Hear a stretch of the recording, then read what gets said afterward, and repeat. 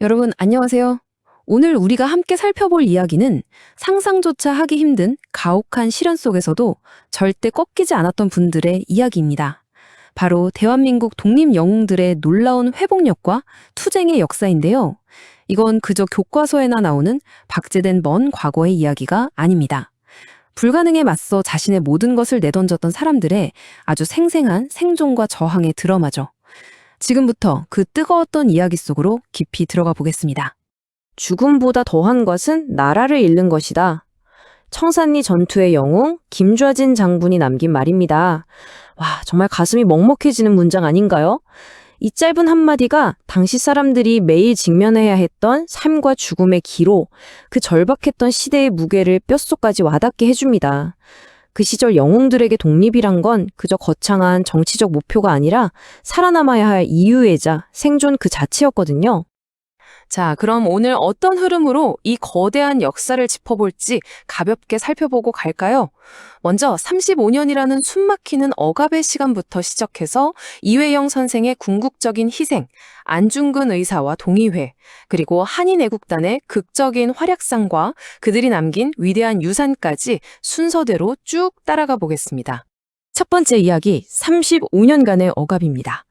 영웅들이 얼마나 위대했는지 진짜 제대로 이해하려면 먼저 그들을 그토록 짓눌렀던 시대의 용광로, 즉 일제강점기라는 끔찍한 역사적 배경부터 똑바로 마주해야 합니다. 일제의 식민 통치는 크게 3번에 걸쳐 아주 악랄하게 진화했습니다. 처음 1910년대는 말 그대로 무단 통치였어요. 헌병 경찰들이 칼을 차고 다니면서 윽박 지르고 공포로 민족을 짓눌렀죠. 그러다가 1919년에 3.1운동으로 폭발적인 저항에 부딪히니까 1920년대에는 문화 통치라며 교묘하게 미소를 띱니다. 근데 겉으로만 부드러웠지 사실은 친일파를 양성하고 민족을 분열시키는 기만술이었어요. 그리고 1930년대부터 1945년까지는 그야말로 민족 말살의 시대였습니다. 조선인들을 전쟁터의 총알바지로 쓰려고 아예 민족의 혼 자체를 지워버리려 했던 가장 참혹했던 시기였습니다. 단순히 말로만 억압한 게 아닙니다. 경제적, 문화적 수탈의 스케일을 보면 정말 기가 막히죠. 토지조사 사업이랍시고 농민들이 대대로 일구던 땅을 싹 다 빼앗아갔고 산미 증식 계획이라는 명목으로 쌀을 모조리 털어가서 사람들을 굶주리게 했습니다. 전쟁이 심해지니까 강제 징용의 위안부 동원은 말할 것도 없고 우리말까지 금지시키고 이름도 일본식으로 바꾸라고 강요했죠. 심지어 나중엔 무기를 만들 쇠붙이가 부족하다며 밥 먹는 노숟가락까지 빼앗아갔습니다. 정말 뼛속까지 쥐어짜이던 칠흑 같은 시대였습니다.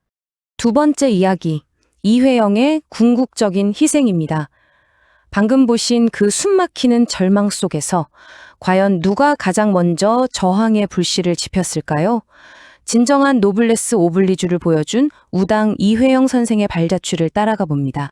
여러분, 2조 원, 0이 도대체 몇 개인지 세기도 힘들 정도로 감조차 안 오는 엄청난 액수죠? 이 숫자가 뭘 의미할까요? 바로 1910년 나라를 빼앗기자마자 이회영 선생 가문이 오직 독립운동을 위해 미련 없이 다 처분해버린 가문의 전 재산을 현재 가치로 환산한 대략적인 금액입니다. 당시 조선 최고의 명문가였던 6형제는 그 막대한 재산을 싹 다 처분하고 무려 40명이 넘는 일가족을 이끌고 혹한의 땅 만주로 망명합니다. 그냥 눈 딱 감고 일본에 협조했다면 평생 떵떵거리며 살 수 있었을 텐데 그들은 모든 기득권을 미련 없이 내던졌어요. 그리고 그 자금으로 세운 게 바로 그 유명한 신흥무관 학교입니다. 여기서 길러낸 3,500명의 정예 요원들이 훗날 청산리 대첩 같은 굵직한 무장투쟁의 든든한 기둥이 되죠. 진정한 헌신과 희생이 무엇인지 이보다 더 완벽하게 증명할 수 있을까요? 세 번째 이야기, 안중근과 동의회입니다. 든든한 자금과 교육으로 기반이 단단해졌으니 이제 국경을 넘나드는 치열한 무장투쟁의 최전선으로 가보겠습니다. 안중근 의사? 하면 다들 하얼빈의 총성을 가장 먼저 떠올리실 텐데요. 이 문장을 한번 들어보세요. 하루라도 책을 읽지 않으면 입안에 가시가 돋는다? 굉장히 유명한 말이죠. 이건 안중근 의사가 그저 총 만든 전사가 아니라 치열하게 고뇌하고 끊임없이 공부했던 철학자이자 지식인이었다는 걸 엿볼 수 있는 대목입니다. 맹목적인 분노로 총을 든 게 아니라 확고한 원칙과 대의를 가지고 방아쇠를 당겼다는 뜻이죠. 사실 안중근 의사의 거사는 어느 날 벼락처럼 갑자기 일어난 일이 아닙니다. 1908년에 최재형 선생의 엄청난 군자금 지원을 바탕으로 러시아 연해주에서 동의회라는 항일 무장단체가 결성되거든요. 안중근 의사는 바로 이 동의회의 핵심 멤버로서 두만강을 넘나들며 일본군 수비대를 타격하는 거친 게릴라 전투를 수행했습니다. 이런 치열한 실전 경험과 굳은 의지가 차곡차곡 쌓여서 마침내 1909년 하얼빈역에서 이토 히로부미를 저격하는 그 역사적인 순간으로 이어진 겁니다. 자, 여기서 여러분께 질문 하나 드릴게요. 앞서 말한 10년대, 20년대를 지나서 일제의 감시가 극에 달하고 우리 민족의 정체성마저 말살되어 가던 1930년대. 그야말로 숨조차 쉬기 힘든 절대적인 공포와 칠흑 같은 침체기 속에서 과연 누가 일제에 맞서 일어났을까요? 네 번째 이야기, 한인애국단의 표적 타격 작전입니다. 벼랑 끝까지 몰려있던 독립운동에 완전히 새로운 불씨를 당긴 비밀 조직의 이야기를 해볼 차례입니다. 한인애국단이 도대체 어떤 조직이었을까요? 쉽게 말해 백범 김구 선생이 직접 조직한 비밀 결사대였습니다. 당시 대한민국 임시정부는 자금도 다 떨어지고 일제 탄압은 너무 심해서 그야말로 문을 닫기 일보 직전에 최악의 위기였거든요. 이 꺼져가는 독립의 불씨를 다시 살리기 위해 일본의 최고위급 인사들을 정밀하게 타격한다는 아주 필사적이고 전략적인 돌파구를 선택한 겁니다. 여기서 아주 기가 막힌 연결고리가 등장합니다. 1932년 1월 일본 제국의 심장인 도쿄 한복판에서 일왕을 겨냥했던 이봉창 의사, 그리고 불과 석 달 뒤인 4월에 상하이에서 일본군 수뇌부를 타격한 윤봉길 의사. 이 두 사건은 절대로 따로 떼어놓고 볼 수 없습니다.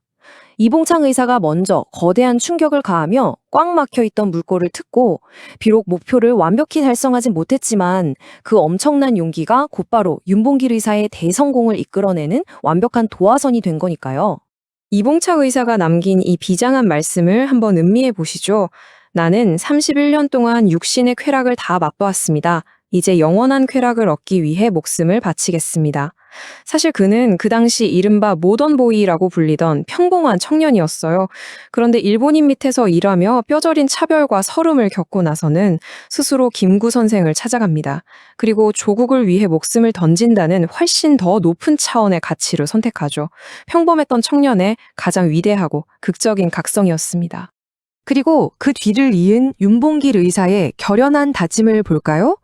강도 일본을 물리치는데 이 한 몸을 바치겠다. 이봉창 의사의 도쿄 거사 소식을 듣고 완전히 고무된 윤봉길 의사는 망설임 없이 김구 선생을 찾아가 다음 임무를 자청합니다. 두려움 같은 건 없었어요. 앞선 이의 숭고한 희생을 내가 기필코 완성하겠다는 그 무서운 결속력이 느껴지시나요? 거사 당일 아침, 이 시계 교환 이야기는 정말 들을 때마다 가슴이 찡합니다. 25살 꽃다운 청년 윤봉길이 자신의 비싼 새 시계를 풀어서 김구 선생의 낡은 시계와 맞바꾸죠. 제 시계는 앞으로 몇 시간밖에 소용이 없으니까요 라는 담담한 한마디와 함께요. 그리고 그 길로 삼엄한 경비를 뚫고 상하이 홍커우 공원으로 잠입해서 미리 준비해둔 물통 모양의 폭탄을 단상 위로 정확하게 투척합니다. 결과는 여러분도 아시다시피 대성공이었습니다. 이 작전이 불러온 나비 효과는 그야말로 상상을 초월했습니다. 당시 중국의 지도자 장제스가 이렇게 극찬을 하죠. 중국의 100만 대군도 못한 일을 조선의 한 청년이 해내다니. 윤봉길 의사의 이 폭탄 하나가 일제에 짓눌려 숨죽이고 있던 전 세계의 이목을 단숨에 돌려놓았습니다. 다 죽어가던 대한민국 임시정부가 중국의 전폭적인 지원을 받으면서 화려하게 부활하는 결정적인 계기가 되죠. 마지막 5번째, 독립을 향한 위대한 유산입니다. 오늘 우리가 만난 지금의 자유를 설계해준 영웅들의 발자취를 하나로 묶어보겠습니다. 우리가 방금까지 살펴본 핵심적인 궤적들을 쭉 이어보면요. 안중근 의사는 하얼빈에서 무장투쟁에 거대한 신호탄을 쏘아 올렸고, 윤봉길 의사는 상하이에서 정밀 타격을 통해 국제적인 반전을 이끌어냈습니다. 그리고 이회영 선생은 만주에서 모든 걸 바쳐 독립군이라는 씨앗을 뿌리고 길러냈죠. 무장투쟁, 의거, 군사교육, 활약했던 무대도 방식도 다 달랐지만 결국 이 모든 톱니바퀴가 완벽하게 맞물리면서 광복이라는 하나의 거대한 목적지를 향해 거침없이 전진했던 겁니다. 자, 이제 마지막으로 이 이야기를 듣고 계신 여러분 스스로에게 질문을 하나 던지며 오늘 시간을 마무리할까 합니다. 이 영웅들이 자신들의 단 하나뿐인 청춘과 전 재산, 심지어 목숨까지 정말 미련 없이 바쳐가며 지켜낸 이 자유. 여러분은 지금 이 자유를 가지고 어떤 내일을 만들어가고 계신가요? 과거의 아픈 역사를 그냥 기억하는 데서 멈추지 않고 그분들의 그 치열했던 정신이 지금 우리의 삶 속에서 어떻게 숨 쉬어야 할지 한번 깊이 생각해 보셨으면 좋겠습니다. 오늘 끝까지 함께 해주셔서 정말 감사합니다.